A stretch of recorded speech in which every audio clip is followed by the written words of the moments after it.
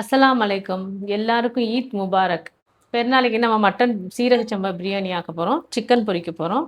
தால்ச்சாவுக்கு எலும்பு வேகுது. மட்டனை லைட்டாக கொஞ்சம் மசாலா போட்டு பெரட்டி வச்சுக்கிருவோம். அப்போ தான் அந்த மட்டனில் அந்த மசாலா சார்ந்து கொஞ்சம் நல்லா இருக்கும். கொஞ்சம் உப்பு, மிளகாப்பொடி, தயிர் மட்டும் ஊற்றி பெரட்டி வச்சுக்கிருவோம். இனிமேல் தாளிப்போம். பெரட்டி வச்சுட்டேன். இப்போ ஒரு அரை மணி நேரம் ஊறட்டும். ஊறினதுக்கப்புறம் நம்ம வேக போட்டுட்டு அதுக்கப்புறம் தாளிப்போம். இப்போ தால்ச்சாவுக்கு எலும்பு வெந்துக்கிட்டு இருக்குது. அடுத்து சிக்கனுக்கு இஞ்சி வெள்ளைப்பூடு 2 ஸ்பூன், சீரகத்தூள், பெப்பர் பொடி, மிளகாப் பொடி, உப்பு, கலர் பொடி, கொஞ்சம் எண்ணெய். தால்ச்சா வைக்க போகிறோம். தால்ச்சாவுக்கு எண்ணெய் ஊற்றுறேன். எண்ணெய் காஞ்சிருச்சு. நம்ம வெங்காயத்தை போடுறோம்.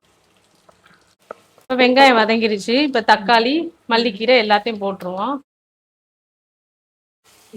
கொஞ்சோண்டு உப்பு போடுவோம்.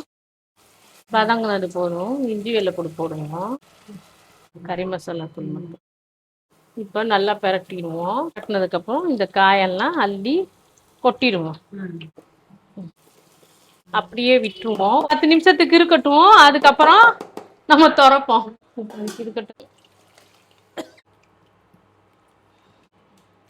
இப்போ தால்ச்சா ரெடி ஆயிடுச்சு. மூளை பொரிச்சிருக்கோம். பிரியாணி தாளிக்க போகிறோம் நம்ம. அன்னைக்கு சிக்கன் பிரியாணி தாளிச்சோம்ல அதே மாதிரி தான். ஏன்னா சீரக சம்பா அரிசி தானே. ஒரு அரை கிளாஸ் எண்ணெய் ஊற்றிக்கிடுவோம். ரொம்ப வேணாம். வெங்காயத்தை போடுறோம். சீரக சம்பா அரிசி தான். 1 கிலோ கறிக்கு 1 கிலோ அரிசி போடுறேன். இப்போ தண்ணி இதில் எவ்வளோன்னா இதே மாதிரி ஒரு கிண்ணமும் ஒரு அரை கிண்ணமும் மட்டும் ஊற்றிக்கிங்க. இப்போ தக்காளி பச்சை மிளகா போட்டுருவோம்.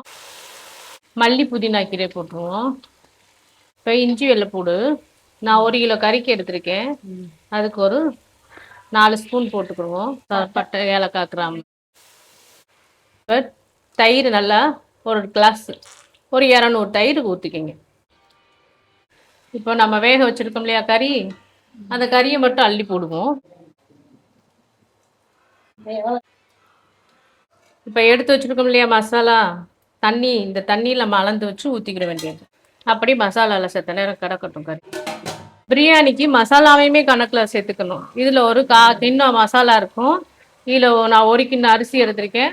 1 கிண்ணம் தண்ணி ஊற்றுறேன். இன்னும் ஒரு கிளாஸ் மட்டும் ஊற்றிக்கிடுவோம். அதுக்கு மேலே ஊற்ற வேண்டாம். நல்லா கொதிச்சதுக்கப்புறம் தான் அரிசி போடணும். நல்லா கொதிச்சிருச்சு.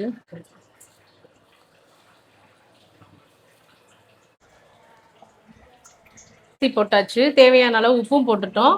ஒரு லெமன் புளிவோம். பிரியாணி தயார்.